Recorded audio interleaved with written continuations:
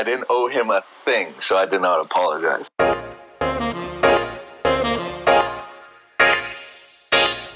Hey everyone, this is Huntzki with Padre, FattStuff, and Shep. Today we're going to be talking about YouTube channels and the fine working of it. But before we start, I'd like to thank Twonks and FattStuff as they're both promoters of our server. Again, thank you for coming on.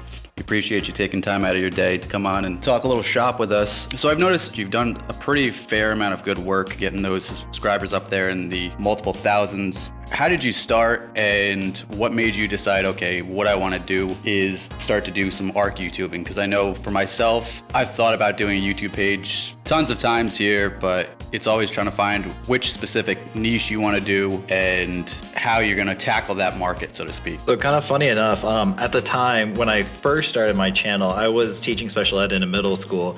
And there's this one particularly difficult kid I worked with, and he was the one that actually introduced me into Ark. He was really into watching Slipgator. I don't know if you guys ever watched him. He's not like huge into it anymore, but he did a lot of just like goofy videos back in the day. It was kind of fun. It was something that we shared. So I was like, I'm gonna check out this game. And I was like, dang, this game is for me. Like something just really vibed with it. And I always kind of wanted to do something YouTube, and I always had that kind of little like teaching bug. So I kind of just started out doing tutorial videos. I mean, my channel, I believe I started like 2017 or something like that. So it's been around for a while, but at that time I was, working full time. I just had my first kid. So I was probably only putting a video out like once a month, if that, and just really slow growth. My first videos are so trash. Like my audio is bad. The camera tracking isn't good. I was playing on an Alienware laptop that could barely handle Ark. So trying to record with that too at the same time was just super, super gnarly. I started getting a little bit more time, and it was right when Genesis came out. And before that, I mean, I probably only had like 300 subs, something like that, like 1,000 views, maybe if that even. And then when Gen came out, I hit it hard for like the first 4 days. I was putting out tutorials for anything I could. I was popping like 3 or 4 videos out just a day, if not even more. Best hit base locations for each biome, how to tame new things, how to do some of those missions. And that's when my channel first started blowing up. That's when I like broke over a couple thousand, started really pulling in some views. Kind of slowed down a little bit because I started out working again. But then when the pandemic hit and I started staying at home with my kids, I really started hitting YouTube hard. And during that time, that's when I went from like maybe 1,500, 2,000 to like where I'm at like now 7,000, and just broke 3 million views on it too. So late to the game though, getting started into Ark, but it was something I just wanted to do. It was a fun hobby, and then just really started hitting it a little bit harder when I had that time. And it's been going good. Been enough that usually can pay like our house's rent with it now and stuff like that. That's really nice. I don't pull in as many subs as a lot of people, but my views, they're a little slow burners, but because I think I have like 300 videos on my channel now, but they're all tutorials, so they're all constantly pulling in views. I think on average I pull about 10K views a day. Yeah, your video topics, I've noticed specifically, they're the type of topics that are, if they're not going to generate views immediately, they will have a long-running attention to them. Yeah, that's always just kind of been my plan. Just to, I don't know, like I said, I got that teaching book. So anything that like I would look up or I needed help with, I'm like, that's the kind of stuff I want to put out. I want to be that person that just kind of like helps and like teach about the game, because Ark's just a crazy game, right? There's so much to it. Like I'm constantly playing and learning stuff like I just never knew before. And the game's what, like 7 years old now, 8 years old? Yeah, about that, yeah. You feel like it was probably the extra time that you had to put into it when the quarantine happened, and when you're obviously a teacher, so when you were able to be home and spend more time with your kids, it was just that extra time that gave the opportunity to boost more videos, and overall the more content that you had really attributed to more of your success. Yeah, and I think a big part of it too was hitting it right when Gen 2 came out, right? Because when you look at just like how much stuff's like Google Analytics being watched about Ark, it always peaks really, really hard for like a month after something new comes out, and then it just like starts to drop down again, and then something new comes up and it comes up again. And so it's kind of that wave. So it's just making sure you're hitting something new that people are really gonna like want to watch stuff about. Right. I do a lot of reading financial markets and stuff, and it's very much like an ocean. You've got high tide, you got low tide. Low tide always comes back, even though it seems like high tides for a while. It's very much an ebb and flow kind of thing. You specifically talking about hitting those peaks, and that's definitely something since the beginning. Since 2015, wildcards always jumped on top of the hype train for any new thing that they're coming out with. So yeah, and like a couple of the people I know that are like trying to start channels, I'm like, just put out videos right now, right? Like get used to it, understand how to edit, understand what you like to make, right? And just kind of enjoy the process of creating content. And then really take it seriously when something's about to come out. Like, no, I'm keeping my fingers crossed when Ark 2 comes out that I'm just gonna hit it really hard like I did everything else. But since it's a brand new game, it's gonna be, again, one of those like up curves of just like a lot of interest in it. And that's why I just have fun learning about it and getting into it. And then, yeah, try to catch one of those waves.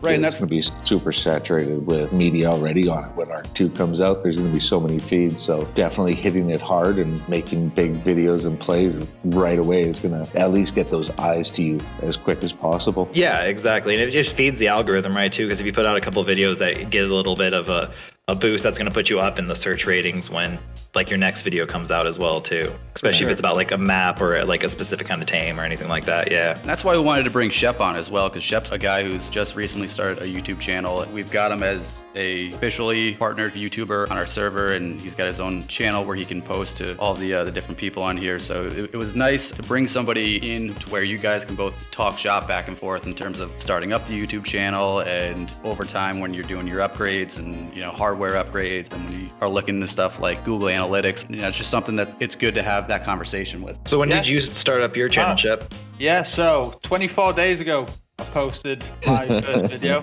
Crazy that, isn't it? So listening to you guys talk about how you started up and everything, it's pretty funny because you've heard of vidIQ, FattStuff, yeah? Oh yeah. So when you were saying about how you first grew by like doing all these tutorials on Genesis, I've come to the party very late, like ridiculously late. But how I figured about getting started was I play Ark like every day. So it's like a daily part of my life and I enjoy it. And I've been watching people on YouTube for so long. And I got to the point where I just think, like, I can make a better video than this. Like, it sounds cocky, but I just feel like I can make something better than this. So I thought, I'm gonna do it. So right now, I've done so much research with vidIQ. It's just, like you said, getting your foot in the door and just uploading videos. So all these videos, I've got 10 videos. The one, what pops the most off is like FattStuff was saying, the tutorial, obviously. That got 800 views in the past 14 days. And that's Lost Island, so it's been out quite a while. But just because it's like a how-to, it's still getting views. So the thing is with me, because I'm so new, I ain't got a following. So I need to try and get my personality established early as well, because I need to build up my subscriber base. But it's quite hard when you have to do tutorial videos, which everyone's doing. Do you know what I mean? I feel like you won't get subscribers as easy as that. Well, and kind of figuring out your style too. I remember in like my first videos and stuff, like I was trying to emulate those like hype guys that are just like, they talk really fast and they're like, oh hey, like, oh, that's going on. And I'm just like, I can't keep that up, man. That's just not who I am. Like I'm so much more relaxed. So then like I kind of try to like base my style a little bit more off of like Vindactor or like Teacher Games 2. Some of those just more like relaxed, chill, and it's hard to find your pacing within your videos and how you talk and just edit. Trying to find like who you are as a content creator and trying to establish that as well. Yeah, exactly. Sure. So that's the thing, like people follow you because they like you as a person, don't they? So that's what it is. It's just building my niche kind of thing. What I want to do, I've made a new video. It's a meme video. It's like I'm taming the two, so I've just got loads of stupid, silly stuff in there. And that's what I want to do. I've literally picked up editing videos in like the past 20 days. So from my first video to my last video, these 10 videos, try and be educational videos, but also me actually practicing editing, talking to a microphone, because this still feels weird, talking to myself in a microphone. I tell anybody that's getting started, your first 20 to 50 videos are probably not going to be your best, but it's just, that's how you learn, right? Exactly. I had one mate who just never posted his first video because it's just not good enough. It's not good enough. I'm like, well, it's never going to be good enough. You're always going to improve, right? Just put it out there. Let people see it, and then just try to improve on one thing like every time you make a video. Like, okay, this wasn't the best, but maybe I could do it differently next time. Because I still do that. I'm like, oh man, I shouldn't have done that in this one. Like, oh, I could do this better. I mean, that's the game, right? Just trying to get that to that next level. 100%. Seeing where you've gone wrong in the other video and then being like, I'm not making that same mistake again. I did a Griffin trap, a Giga trap and all this stuff. And I was thinking, I've sat here and got into YouTube because I think I can do something better than someone. But then I've missed out 80% of the stuff you need for a video. So Yeah, so you learn from it and you just move. And just getting comfortable in front of the camera too. That's a whole thing. I remember my first videos, I get so nervous and have to do like a million takes on my audios because I would just start talking too fast or get nervous and start like messing things up. Or I mean, that still happens sometimes once in a while where I'm going through and like editing something. I watch it back later just to make for mistakes. I'm like, why didn't I say if this was like official or not official? Or like, I totally didn't talk about this well enough. And I mean, it still happens. It happens to the best of us. Nah, it's good hearing that from you as well. Someone like so established now as well. Also, the tools you use can. I remember when I first started editing, I was using a cracked version of Sony Vegas because I was like, I want professional editing. I want it to be the best, and it was just so overcomplicated. It made my editing take so long, and then for some whatever reason it stopped working. And then like, okay, well, what else is out there? And I started using a Filmora 9, and that one it's a lot simpler. You can still do some of those more complicated ends. It's not as straightforward. Once you learn it, it's easier, but it's the way things clip together is just so much nicer. It saves some time. Not having to try to overdo it sometimes is also a good thing. Yeah, 100%. I've been messing around with different edits. I'm on DaVinci Resolve right now. I didn't pay for it. Sorry, DaVinci Resolve. The one I had before just kept crashing like every 5 seconds. It was just not good. Depending on your rig, Filmora is not a super taxing one either. That's the one thing I like about it. I actually downloaded DaVinci last week and I was trying to get it up and running. I spent about probably 6 hours sitting there trying to figure out what the hell was going on, because every time I would import a video file in, it just wouldn't play. Come to find out that my GPU is only like 1.8 gigs or something like that, and it requires a minimum of 2, and really want to do at least 8 to really run it efficiently, because it runs entirely off of the GPU and not the CPU. So it's not taking up CPU power, but it's entirely off your graphics card. So it's like not gonna work out for me. You don't realize how taxing it is on your computer, just a simple like video edit, isn't it? Right? No, for sure. When I used to use that Alienware, man, I can't tell you how long things like took to render.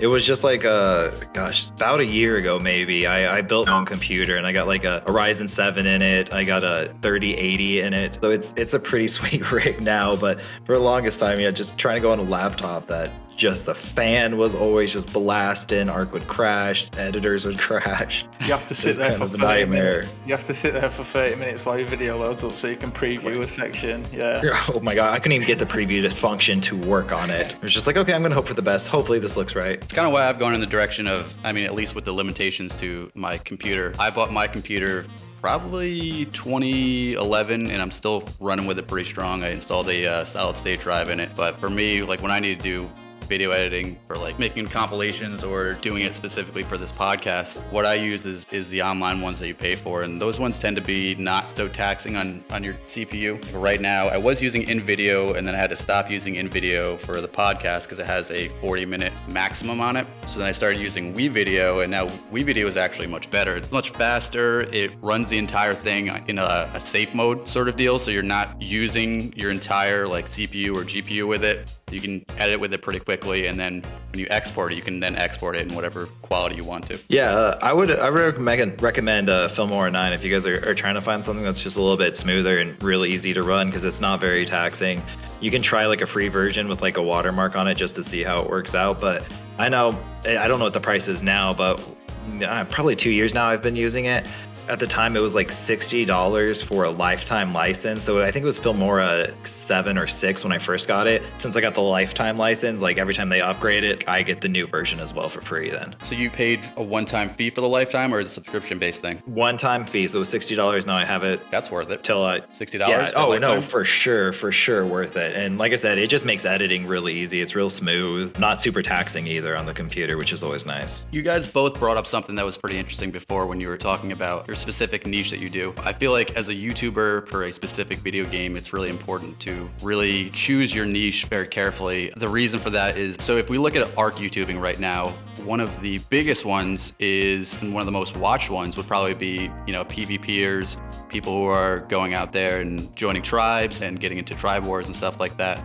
And those tend to get the most views, and that's what a lot of people like to watch. That niche of that market is pretty saturated at the same time. So with you guys going out and doing educational videos, and Shep mentioned doing videos on just the funny parts of Ark. He posted a video last week where he was doing a raid and the guys just started throwing What was he throwing at you? He's throwing a bunch of raptors at you down the key.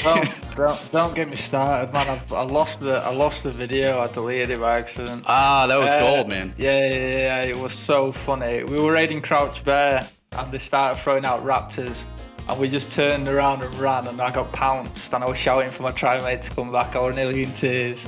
We were just laughing his heads off, and then they had like 20 gigas behind the wall, and it was absolute gold, that video. But right, and those are great for shorts. Yeah, exactly. And it's an aspect of a niche that I mean, I don't really see too many Ark videos on just the funny parts of Ark, so I feel like that's something that could be definitely exploited or taken care of. Yeah, exactly, and this is what I'm thinking now. But the only problem is, like, to get these watched, because with the how-to videos, it's easy to get them watched. You can get it into the search engine really easy. But who's searching for a specific kind of, like, who's searching raptor jumps on two guys in a cave? But loads of people search for boss exploit, Lost Island, you know what I mean? So it's easy to get the educational ones viewed. That's why my Lost Island one got 800 views, whereas my other videos have got like 20 views and 30 views, which are probably all you guys, to be fair, as well. So one thing though, I've noticed, at least with my channel, you're talking about views versus subscribers on videos. My tutorials bring in a lot of views, but they bring in less subscribers than my PvP content does, which always sounds super interesting. So I try to do a combination for that. So it's like, I get my videos out in front of people, but like it doesn't always draw in as many subscribers, but my PvP videos don't do as well, but I always see like gaining more subscribers from those as well. But it, like you're saying, it's hard to get it out there in front of people more often. Yeah, because like for me, I don't know what you think, but if you're not established on YouTube, like if you haven't got a following, you're not getting your video seen by anyone if you're making PvP videos. For me, it's just not happening. Unless you're on small tribes or something, you've got a real specific like wipe, like a raid or something. I don't think you're gonna get any views. People subscribe to personalities. Do you promote your videos in any way at all? I don't know how to promote on like Facebook and stuff, but I've got a TikTok account now which I'm pushing out like little shorts on and like linking my YouTube video. And other than that, the only thing I'm doing really is using vidIQ to try and make it as searchable as possible. Yeah, one thing I do with every video I've done since I started, and I still do it. Yeah, I have like probably 20 Facebook groups I'm a part of, 5 or 6 subreddits that I'm a part of, couple Discords. I go to like the Ark forums. Anywhere that I can, I push it out too, because Google and YouTube will also recommend videos that they can find links for more often as well. So even if you have it out on Facebook and like forums and Reddit, if that link is populating in more places, it will give your search value like more up for whatever. Like it makes it more searchable as well. So, and then not clickbaiting, but like, right, you have to, with the PvP, I always try to make like the most engaging, and I try to like almost teeter it on the point of it's going to be a tutorial, even though it's more of like learning, like, oh, getting to tech in like 2 days, or, you know, completing like getting the center boss fight done in my first day, or stuff like that. That's gonna, you still teach people or still have that kind of like value, like they're going to learn how to do that thing, but it's still more of a PvP oriented video. Yeah. Is that again? Yeah, I tried to do that with my Tuso video just now. I still love that one. But it's a fine line too, because like you never want to be misleading. Like one of my videos I hate, and I swear I want to take it down, is like it was how to do the aberration boss fight solo. And like I explained how to do it solo, but like in the actual video clips that I did, I was doing it with like 2 other people, and I just got so much hate for that. Like, and I have one of me doing it, and I just haven't updated it because that video still gets views, and like it's still like more liked than disliked because the information's still good, but like not having the actual clips of it being solo was very that's the thing, isn't it? Because people can just hit that dislike button, can't they? It's hidden nowadays. Yeah, it is, but I swear they're still here if they think that there's something a bit dodgy going on. Well, it does make it less searchable too. Does it not? It does. If a video's more disliked, it does have like less of a chance to get like pushed to the top. I mean, that makes sense. Yeah. Oh yeah. With these Facebook groups, what you're saying, what Facebook groups? Because I tried to do this and I got declined by every single admin in those Facebook groups. To be fair, I've been in them for a while. I just searched, to be completely honest. I'm gonna try it again. Just join anything. I mean, And to be fair, some of them aren't like necessarily for that. Like some of them are like small tribes trading, and I'm like, here's a PvP video. But no one said anything, and I still get views from it. So yeah, like, I'm gonna try it again. You've motivated me. I'll send you a screenshot of some of the groups I'm in to help you out. Because I mean, especially starting out, that was pretty big. It did actually help quite a bit. 100%. Thank you. I appreciate it. You got to put out there. I mean, Facebook's not my favorite. I would more recommend subreddits. I've definitely pulled in a lot more from Reddit than Facebook, but still, like I said, having those links out there doesn't hurt, especially when you're just starting. Right, No, any view 100%. is a good view. Yeah, 100%. And the subreddits is definitely something I'm gonna get into because I've never actually been like a big user of Reddit, so I'll have to try and do some research on that. I know, and like, especially with Reddit, because I don't want to be the guy that just posts like my videos and like stuff and not actually do it. Like a lot of times I'll like scroll through it and people are asking how to do this, like I'll comment and like give them some advice or something, and then if they need a little more information, I'm like, hey, I do make videos on this. If you want to like see it, I can just link you a video or just like search my name, so that way it doesn't seem as just grubby for views. You're actually like helping and like being part of the community. Discord. I did that in the Discord. I saw someone say that they don't know how to get VPs, so I said I dropped you a message and said, hey, check out this. Lately it's like how I choose like to make some videos too. It's like if I'm just playing with people and they're like, hey, do you know how to do this? I'm like, oh, I got a video for you. Or if I don't, then I'm like, I'm gonna make one. It drives my tribe mates nuts. They're like, hey, I need to go on a woodland. Where's the best way? I'm like, oh, I got a video for you, man. Hold on. Give me 2 days. I'll make one. If I don't have it, I'll make you one. Don't worry. Well, that's good direct advertising right there. I know an advertising technique is presenting to your audience that there's an issue that they weren't aware of that they even had, and then providing a solution. Right, and she says Ark is just so finicky, and there's like 1,000,001 ways to do anything, right? So that's always good to just put some different stuff out there that people might not know.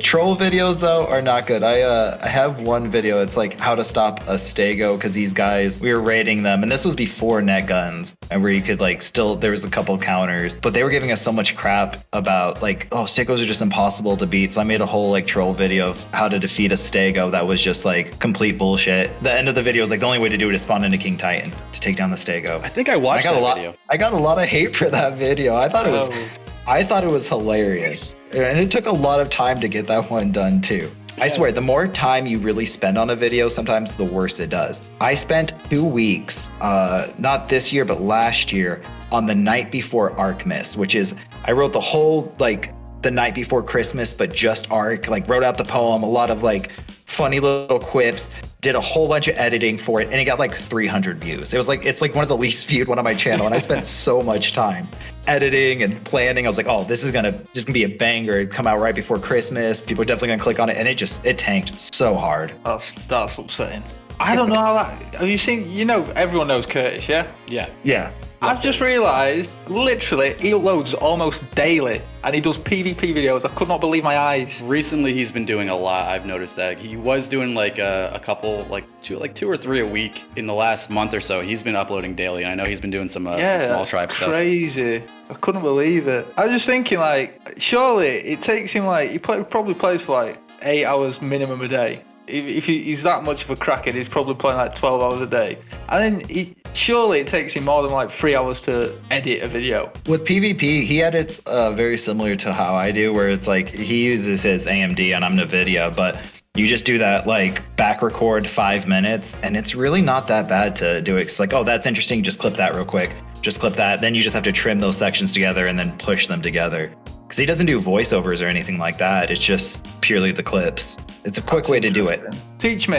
What's that? Quick one. Do you have NVIDIA? No. Do you have AMD? Yeah, I think so. If you go into like I don't know what it is on AMD, but like for NVIDIA at least, there's just like a setting where it's like overlay for your game or whatever. And then it's just like, for me, I hit Alt F9 and it just starts recording, so I can record as long as I want to. Or if I click like Alt F10, it records back 5 minutes from that point. That's such a good idea. So then I'm not like wasting time with these huge files. It's just like, oh, that was good. I like that. Gonna clip that. Yeah. I load up at the start of the day, hit record, and then I have to go through like 8 hours of gameplay. Yeah, when I was on my laptop, OBS. That's what I used to use, and that was the way I had to do that too. OBS. And it was clipping things like 100 times just to get the little couple things you want, or like having to scroll through and like, when did this fun moment happen? Yeah, that's what we're recording on right now is OBS. It works. It's great, but yeah, if you're just trying to get those clips, especially if you're rating for like 3 hours, 4 hours, you don't have to record for that just to make like a 15-minute video out of just like the highlights. Yeah, because editing is a lot of work, man. It really is. And last week I was editing the podcast and I spent about 4 hours doing it. I finished and I was like, okay, I'm really tired, and I went to sleep, woke up the next day. Must have hit some sort of hotkey on my Pro Tools when I was editing the audio. And all of the clips of all the edits I did, they were all slightly off by a couple seconds, so I had to go through each and every single edit again and fix it before then going back and re-listening to the whole thing and proofreading. And it takes a lot of time, and if you can minimize that, that's amazing. I'm super lazy with my editing, man. With the way it records my Discord too. So like when I'm talking to people, so then I don't have to like mess with the audio. I just have to like be in a call kind of like this and be like, okay, everyone talk real quick, make sure everyone's like levels are even and stuff like that. And then that's especially with PvP, it's just clipping stuff and then just putting the clips together. Voiceovers on those ones I do a little different. I go through Audacity and do it that way just because that's a tool I've used. I haven't used that in so long. Dude, I know. I used to use it to make like ringtones when I was like 13 years old. It's basically like Ghetto Pro Tools. It's awesome. No, yeah, it's free. And that's the one I still use because I'm just familiar with it. Yeah, it's really good as well. Like, you can't knock Audacity. I feel like, for me, there's nothing wrong with it whatsoever. Hey man, when I was 15, I would be making all sorts of videos. I was doing a bunch of skateboarding videos and stuff like that, and I had my own little like quote-unquote production studio. And most of the stuff that I did was either through Windows Animator, where I would just make up animations and make my own little like video clips of like intros and like that, or I'd be using Audacity and messing around with audio and doing stuff like that. Audacity, it's free and it's difficult to figure out when you're first trying to do it. Once you figure it out and you get a knack for just audio editing in general, knowing what the terms are, it's a great free resource. Oh yeah, I'm gonna jump back just a second because I have a little rant about Curtis. I don't know how he pulls so many views and he doesn't even do a thumbnail. Man, he just like flips a screenshot from it. Thumbnails are like the hardest part for me. Like, my wife does a lot of my thumbnails because she's a graphic designer and like she understands Photoshop really well. And like she sets stuff up for me, so if I don't want to bother her because she's working or something, then I can just like use the stuff that she set up to make my thumbnails. And he doesn't put any effort into it and it just does so good. I'm like, I put so much thought into my thumbnails. It drives me insane. It's like one little screenshot of like a wyvern blasting like yeah, six or things, like half the time if I'm like watching on my phone, I'm like, I can't even see what's in that thumbnail for him, but like whatever. Because it's Curtis, right? Like everyone knows him and he's a good YouTuber. And I hear he's pretty nice too, but like... He's a super nice guy. But it drives me insane that like he doesn't have to do a thumbnail and his videos still do so good. Small rant. When we worked with Curtis, and this is kind of another area I want to get into, is as a server owner working with YouTubers, because you obviously need them for promotions and stuff like that. I know I've said this in previous episodes, and it's something I keep harping on. It's an issue that we need to figure out. Working with a lot of different YouTubers, a lot of them tend to be kids. They'll tell you they'll do something, and then they'll end up not doing it. But every time I worked with Curtis, it was just very professional, very upfront. If he said he was going to do something, he did it. One time, the last time I actually worked with him, I paid for one video plug, and then it only got like, I think it only got like 18,000 views on it. And he came back and he was like, hey man, I'm sorry, my video views have been down. Let me give you another one for free. And I was like, no dude, I mean, I'm not asking you for it. And he's like, I want to do it. And he ended up giving me another one for free, and I was like, that's really cool. Like, we started talking like crypto in a little bit and stuff like that, talking shop, but he's a good guy. Honestly, I've been kind of thinking about the same thing because I feel bad. Like, I just did that one for you guys, and like, I was like, okay, what's gonna draw on views? So I'm like, and I looked at the Google Trends. That's the one I was using, and it was like, oh, people are searching about Fjord. So I'm like, oh, it's a new map. It's gonna come out. Like, that's gonna be a perfect one to do. And it did worse than my last PvP video. I'm like, how the fuck did that happen? Like, going back to my last like 5 videos, an Ark Genesis rat hole is like 16K views, and then like Crystal Isles one's like 8.7, then the grapple glitch is like 4K, and then like a PvP is like 1.5K. So I'm like, okay, like this will be good. And that one's only got like 780 views, and I'm like, are you kidding me? Like, come on now. It's all good. So yeah, I've been like, no, but like, I mean, you guys are chill though. I like finding good servers. That's the hardest thing for me. It's just so hard to find a server that's like worth playing on. And like anytime I put a PvP video, people are always asking like, what server are you playing on? And I'm like, I don't know if I want to tell you because it's not a good server. Like, so I want to be promoting servers that like deserve to get that more people actually playing on it, right? People actually care about the server. And not some of these like ones that just have so many like, oh, you can buy packages from us, or like give people so much of an advantage that you don't have a choice except to try to like pay to get there. Kind of like the server I was talking about earlier before we started the podcast. It's kind of like that. It's hard to find that server that actually cares about their community, that actually deserves to get a community. Yeah, or a server that their heads aren't like blown up and they feel like they're more important than they really are as people, or have like a higher social status. I know that's one of the reasons that pushed me to making my own server is when I came back to Ark after Huntzki and I quit for a couple years from Official. When I came back to Ark and I was learning about it, the entire thing of unofficial servers has completely changed at this point. And it's like learning an entire new game, and I loved it and I was totally enthralled by it, but I went through about 3 or 4 different servers. And every time I either found an issue of admin abuse, where it's kind of like a boys club with the admins, and we're on one server, the last server that actually kind of pushed me over the edge was they decided that they didn't want to continue their Xbox servers, which is totally fine, but my tribe mate had just donated $80. 2 days later, they're like, okay, we're not continuing this anymore, and this is gonna end in like a week. So I went up to the guy and was like, hey, my tribe mate donated $80. Can you just get that back, considering you guys aren't going to be doing that? And they just, nope, we do not do any refunds or anything like that. And for me, I was like, you know what, man, that's pretty shady. Well, yeah. I might as well just make my own, try to create a good community and a place for people to play. Dude, bless you for doing that, man. I, for a while, ran a server for my channel, and it is such a headache. People find anything to complain about, and people just, I don't want to be rude, but they're so needy about everything. I'm like, it took me more time to run that server than I could do anything. I'm like, this is just taking away from like any time I have to edit or make content. So I'm like, I just can't do it anymore. It just sent me over the edge. In a lot of ways, you don't even really want to play the game anymore. You're just so involved with just running the server and doing all that. Yeah, I don't think people understand how intensive that is sometimes, right? Until you've been in those shoes. Like, I never like to bug admins on a server unless it's something like super shady or like they have enough going on, especially like, because Ark can just be that toxic community, especially with some of the younger kids and stuff.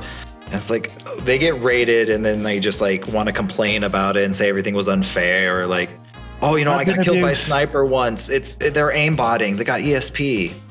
Right, or the social media manager is an admin in secret. Right?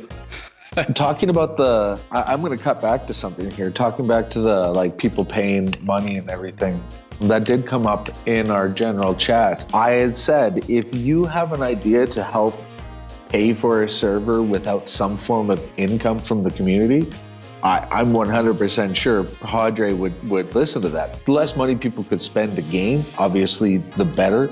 But I remember, well, my cost for a 10-person, I think, slot for the island was like $15 a month. It's not that much, but it's not cheap though. I mean, right? People want to play on clusters too nowadays. No one's going to play on a single map server. You have to offer. Well, that's exactly it. I was like, there's a cost to this. Something needs to pay for it. So obviously it's going to be donations. It is what it is. Is this the pay to win thing? Yeah, that someone was going off about. And the only thing I could say was, something needs to pay for the server. Padre's a great guy. He's spent some money, personal, like he's dropped money into this, but he can't afford for a whole cluster just for free for people to play on. Something needs to pay for it. So here's the way I look at the whole thing is it's a very delicate situation how you have to set up your shop, because you do have to attempt to get people to help you out with the finances of the server. At peak, when we had at least 50 character slots on each server, it was costing me $500 a month. And you have to set up your shop in a way that it's enticing people to help with the server, but you're also not setting up a pay to win situation. And in my personal opinion, when it comes to pay to win, I don't really think pay to win is really that much of a thing unless you really make it like that. So pay to win would be if we had dinos in our shop that you could only get if you paid for, that were not dinos that you could get out playing the game naturally. If we had like our level max is 150, 225 after perfect team, but we're giving people 425 level gigas for paying, like that's pay to win, right? But as far as everything else, like you guys might have other opinions about this and I'd love to hear it as well. But from my opinion, as long as it's still the same stuff that you can get in game and it's not of any more ridiculously over the top better quality, it's still the same stuff. And when it comes down to a PvP situation, if you suck at PvP, it's not going to really be to your benefit. You're not going to win because you paid for it. Or if you get into a situation where you only have 2 people on your tribe, you paid for everything, and you got full 6-person tribe pulls up on you, and they're really, really good at PvP, you're going to lose. Yeah, I guess the more example that I would use, and it's probably more of an extreme one, is Elite Ark. I don't know if you guys have ever played on that one, but it's like from the fresh wipe, like your points, you get points in game or whatever, you can buy points and whatnot. But it's like from day one of a fresh wipe, you can just buy everything. So it's like people rush to Pearl Cave, right, for instance, and they already have Gigas and Reapers, and they're already putting up a tech like wall within the first like 30 minutes of a server wiping. Stuff like that drives me insane. Like I can't stand for a server like that. So it's like, unless you are paying for stuff, like you don't stand a chance. Yeah, that's where I think this server needs to change. Like I've always said that I'm against like buying tames and stuff. You can just go out and get them, but 100% I was always in favor of the shop because you need to keep the server running. You need like donations. That said, I don't think that you should be getting them day one, like gigas and stegos and stuff. Like people can just buy stegos and just take any base spot they want. We had a guy at the beginning of this wipe, he was mentioning his concern about it. I thought it over, and that is actually something I probably will have on the docket for this upcoming wipe, which is either taking pre-orders and making it some sort of 48 to 78 hour time period where people can still get their early PvP and do that. That's probably something I'm gonna discussing with the staff here, because I do understand that concern. Especially like you said, if it's not something that you couldn't get off the bat, right?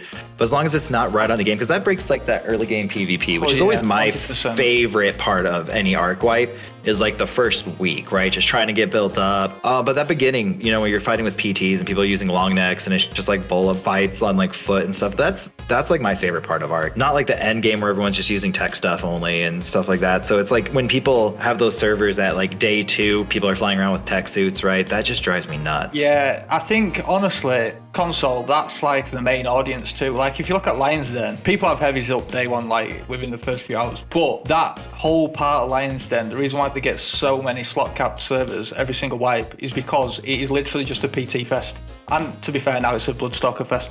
But that is day one. Like people flying about with bowlers, Bloodstalkers, PTs, long necks. That's just the funnest part of the game. And then when you have like full tech walls up on day one, for me, it's just like FattStuff was saying, it just takes away from the game, and then people just leave. Like they're just like, oh, I didn't get my spot. Everyone's got gigas and stegos and full death walls. I'm not going to get my spot. I'm just going to go to a different wipe. For me, that's my opinion anyway. But having some kind of a shop isn't always bad, because there are people who play like in duos and stuff that necessarily don't have the same amount of time. So it does give them a method of still being involved. And like you said, you got to pay for a server somehow too. So as long as it doesn't break the game or like give the people who, you know, because not everyone can spend money on it too. So as long as it doesn't like exile those people from actually competing, I don't really see like a huge issue with it. 100%. Well, that's where the fine tuning will come in. It's obviously you gotta do those little bit of changes at a time. With this whole new people coming in and their concern right off the hop is that detail. Well, that's something that can then be discussed and figure out right away. Yeah. Right, that's something that we could definitely do. So we could set it at like in pre-order, but you can't get your pre-order through the shop system until, 48 to 72 hours. Another thing is also a couple wipes ago, the community actually want us to offer clone dinos, which basically they're set stats and they're guaranteed and all that. And that's not exactly something I wanted to do because we do have a shop. I did like to offer the fact that it was still down to RNG, but now we have a system where you can buy RNG dinos, you can buy cloner dinos. We could even move the cloner dinos because they are not super OP, but decent health, decent stam, decent melee, and they're ready to go immediately into perfect pair breeding. So that's something we could even put off like, the first 5 days or first week or something. You can't get cloner dinos. I do like that kind of, if you do get something a little bit earlier game, it's still kind of up to that general role like anything else would be. But then, later in, then you can kind of, if you just have had really crap luck taming gigas and keep getting things that have like 12 points into melee or something like that, then you can kind of like, okay, screw that. I'm done trying for him. Just get me a cloner. Padre, what's up? what's your voice on the whole red drop scenario as well? You know how you can get you could probably just go around for like an hour and get about 10 indie forgers. What's your thoughts on that? Because that's another thing that takes away from day one for me. You're so lucky. So we have, if you go into the, the server settings channel, you'll see that there's an amendment next to it, and it says for the first week, the red drops are pretty nerfed. You do have the chance of getting maybe 1 or 2 indie forges from the red drops from the first week, but that's really the only extra thing that's inside of there. They kind of suck until that first week ends, and that's when we start adding like stuff for spam. People can get turrets, they can get bullets and stuff like that. And that way, for people who come in, at least what we're trying to do with it is leave it for the first week. It's really down to that early game PvP. And then after that, it's more for people who have gotten in and discovered the server a little bit later, and they can still stand a chance to build up and get some of that stuff from the drop. I kind of like that idea because a lot of people join a new server and see how things are built up and be like, oh, I don't stand a chance. And then just kind of bail out. Yeah, like, oh, everything's taken, everything's really big, and like if I even try to get a starter base, I'm gonna get wiped before I get my first turret up, kind of a deal. So I like that kind of an idea. Yeah, gives them a fighting chance. One thing I do want to bring up is you said you've been YouTubing for probably like 2-3 years now for your channel?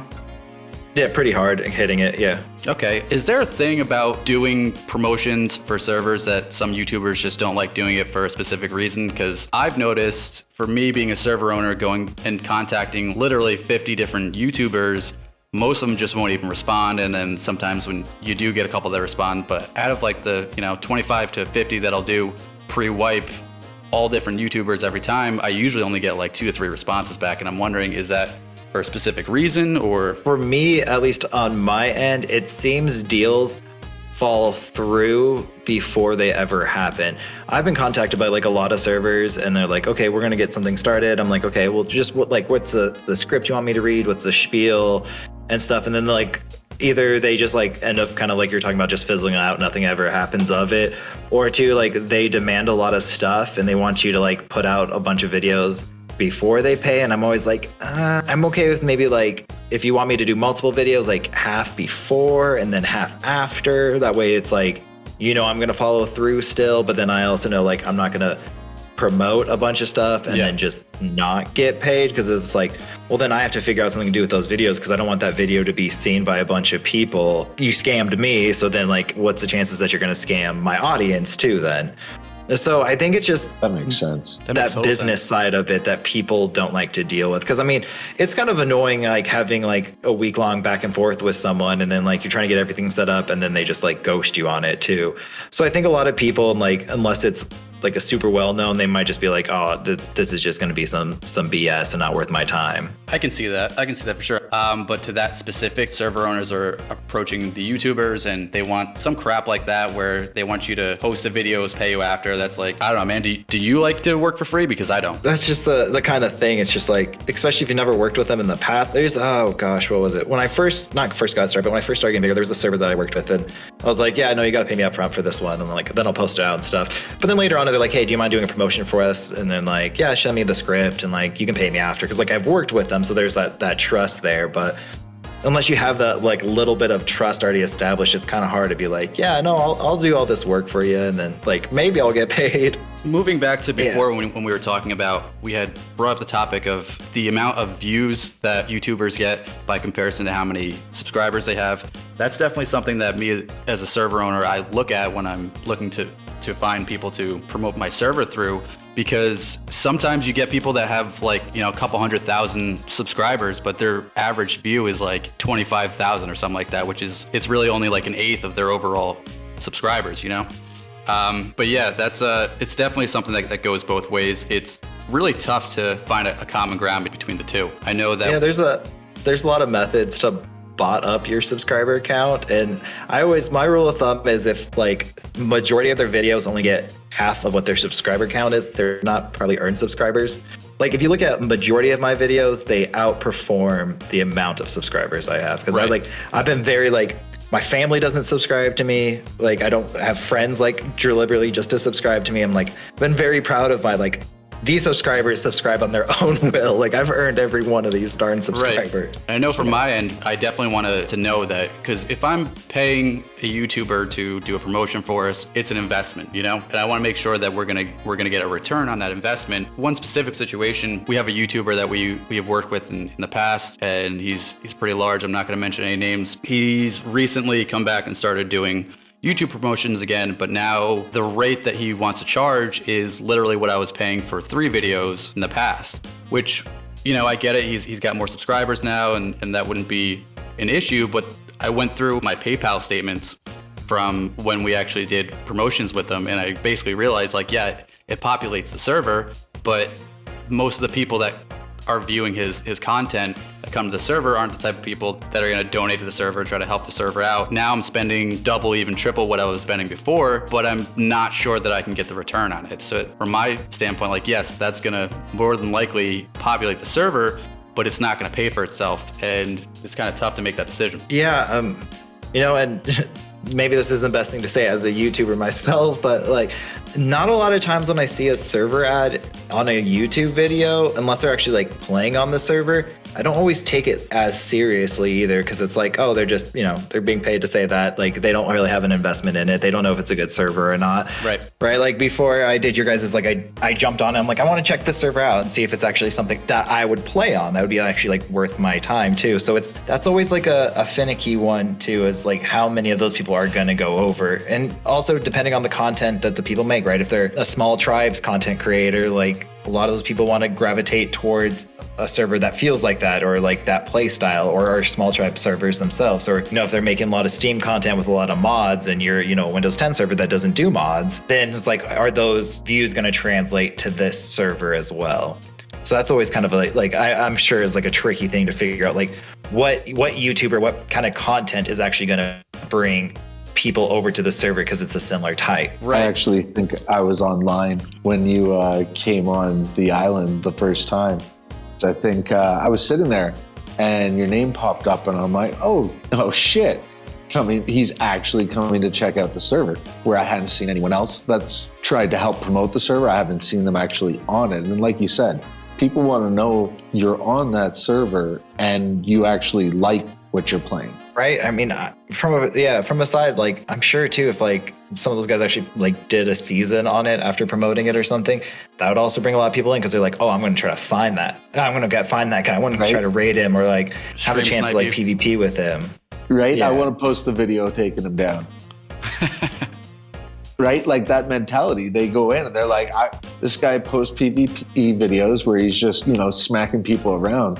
Well, I want to be the one that posts the video smacking him. It just creates some of that desired PvP. Yeah, desire to go over and be like a part of that. Like, oh, you know, there's a chance. But yeah, I mean, but that's also kind of a tricky thing to do. It seems like a lot of the Windows 10 PvP people like I follow on YouTube, they server hop a lot, and you don't really always know what server they're on either. So that always makes that a little bit more tricky too. But Windows 10 servers, a lot of them have, especially just if you're watching a video, have that same style to them.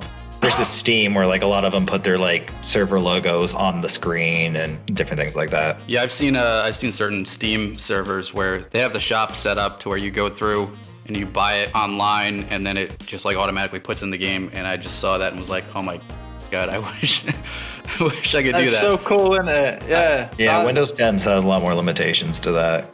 Yeah, they don't want you to do the mods. The Steam games are crazy. Like, just being able to like open up the Ark menu and being able to like buy tames through Ark. Couldn't believe that when I saw it. It makes it more discreet, and it also makes it into a situation where now we have much less need for admins and much less admin abuse situations, because admins at that point really shouldn't be spawning anything in. They should only be going around and handling specific disputes. But on the flip side, Steam servers are a lot less populated than Windows 10. Really? Yeah, a lot. It's so much harder to find unless you're playing MTS, like Elite Ark, Salty Ark, I think is another one that gets a decent amount of population right at the wipe.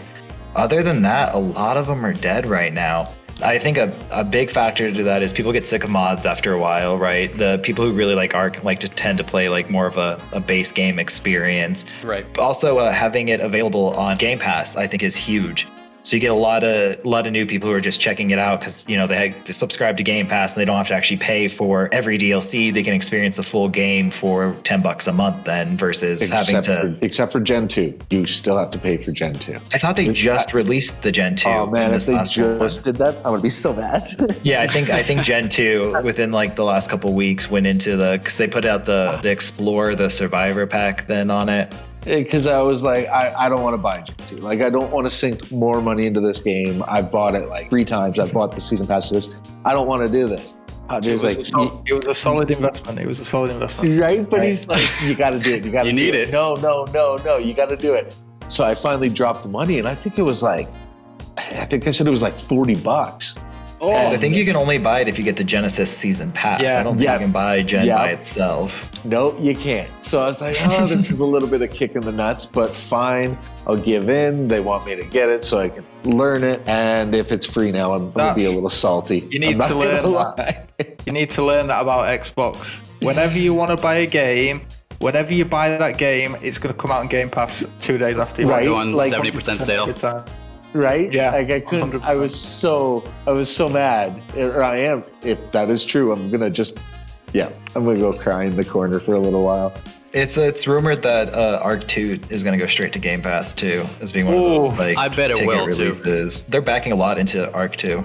That's how they're able to hire all the Vin voice Diesel? actors that they got. Yeah. Have you seen the Ark animated series? The voice cast that they have for that, like No. Russell Crowe's in it. Russell Crowe. Yeah. Yeah. Yeah, Really? I'm not even joking. The voice cast for the Ark animated series is insane. So they've definitely got a lot of money backing them into pushing that next Ark kind of wave. Man, Ark 2 with the series then is definitely gonna be an explosion. Oh yeah, it'll be fun too because the Ark the series is actually supposed to be basically like all the Explorer notes and stuff that's been in Ark, but that tells it in just a visual story. That'd be cool. Do you reckon it's going to set up Gen 2? Like, it's going to be, the Ark series is going to be like the Ark we play today with all the Explorer notes, and it's going to lead up to like Ark 2? I think, yeah, probably heading that because Vin Diesel's in it too as a voice actor. So, Right. well, he plays Santiago, which is in the base Explorer notes. I'm really hoping that with Ark 2 being on Unreal Engine 5, that they take this opportunity to make the foot PvP mechanics much better than what they are in Ark 1. I mean, don't get me wrong, the dino mechanics and the overall gameplay mechanics is pretty great, but if you get into a foot PvP situation with somebody, it's really, what do the kids say? Inconsistent is what it is. Chintzy, you know? Yeah. Right? I'm on old Xbox, and let me tell you, against some of the new, I just simply don't stand a chance because of the sheer lag that I have to deal with. Like, going into some caves, I swear to God, uploading to use an upload to go to another server. I'm not kidding you. My game freezes for 7 straight seconds, just frozen. And then the server list starts to populate for me to go to. So essentially, I might as well just sit there, pull down my pants and bend over for 7 seconds and just be like, please no one come. Please no one come. Please no one come. Ark on original Xbox is brutal, brother. It's so bad. Yeah. The amount of times where I've gone to upload somewhere on the original Xbox and then unfroze to me being bowled and then just getting absolutely slapped by some sweaty little 13-year-old is ridiculous. So I was playing Call of Duty Warzone last night, and I'm sitting there playing it, and I'm thinking to myself, if Ark implements some sort of gameplay mechanics that are even similar to this, like where it's so smooth and it's really easy to play in Ark 2, that would make Ark 2 unreal. Imagine that. Warzone with dinosaurs. Right? I was looking at Conan there for a little while, and I dove right into, okay, what's the comparison between Ark and that game?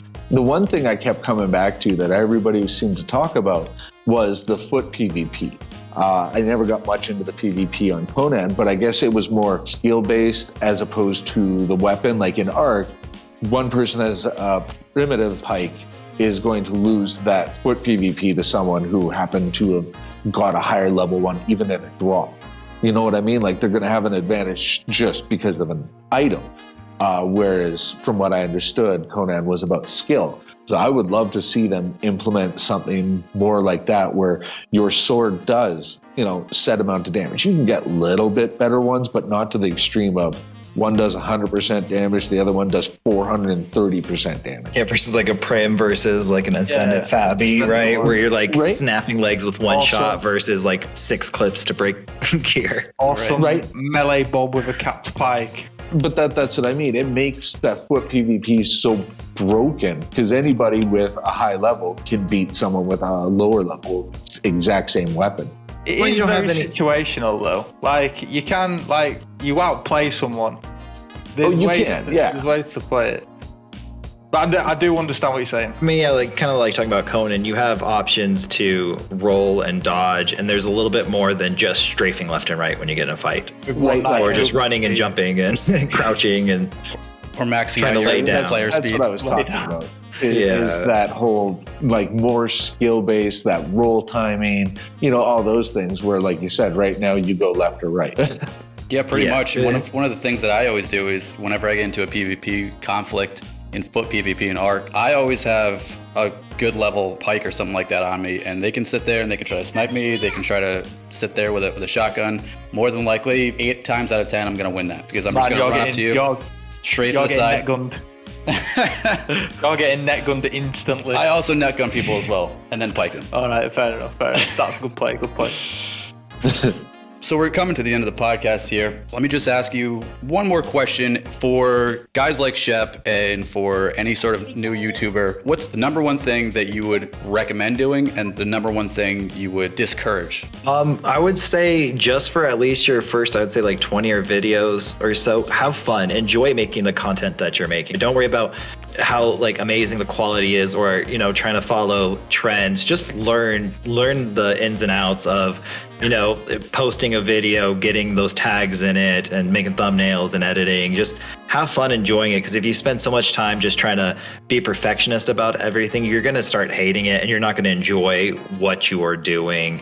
And I think that's the thing to stay away from, is don't just do stuff because you think that it's going to be the thing that gets you seen. Enjoy making the videos, right? Because there was a time where I was doing the same thing where it's just like, okay, well, I see people doing this, so I'm just going to like mimic that. I'm just going to do that. And then it felt more of like a chore. Like right now, this is my job doing YouTube, but it's just like, I still enjoy it, right? I enjoy making tutorial videos because I just generally, that's how I treat my trimates, right? I show them how to do stuff and explain it. And that's just something I like to do. Or like I do PvP for fun. So I make those PvP videos of me actually enjoying it, not just like, well, I'm going to find the easiest base to raid or something like that, just to get content flowing. Like, enjoy the ride, because if you're not going to enjoy it, what's the point of it? You're just going to get burnt out and get sick of the game and sick of actually following along and doing the YouTube stuff. Top tier advice. Yeah, it's heartburn. Yes, especially if you don't get the like you were saying, if you're being professional and you don't get the response that you wanted, it's just gonna kill it for you. You're just gonna quit instantly. Yeah, it's yeah, for sure. It's pretty ironic because I was just last week. I don't know if you guys have seen the episode, but Joe Rogan had Mr. Beast on the Joe Rogan podcast.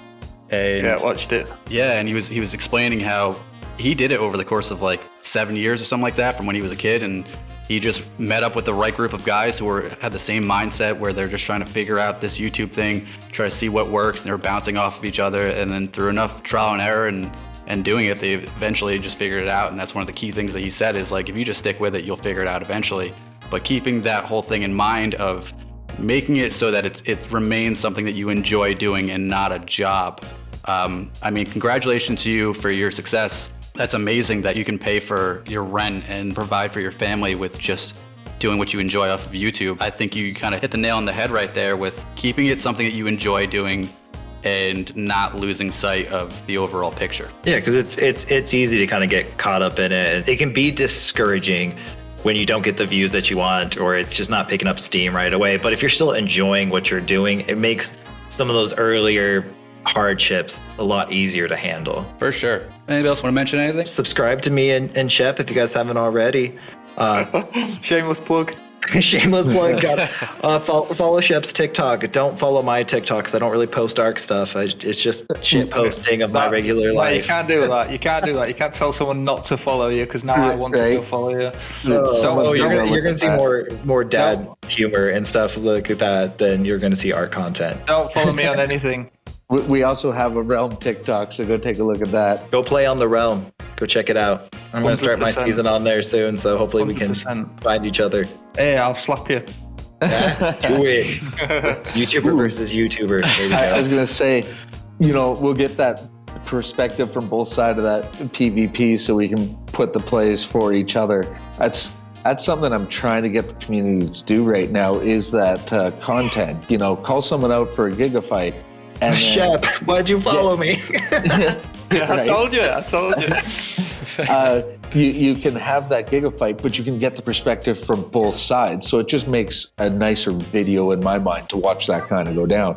Gives you a little bit more creative fun with audio and whatnot. So I'll plug that again. Please, community, send me anything, pictures, videos, content. Having fun, like Shep did with the Tusos, just having a horrible time with them. Well, great and horrible time at the same time. Not great, horrible. I did get a 49 melee Tuso though, so it came off. Not bad. So everyone's good for the evening?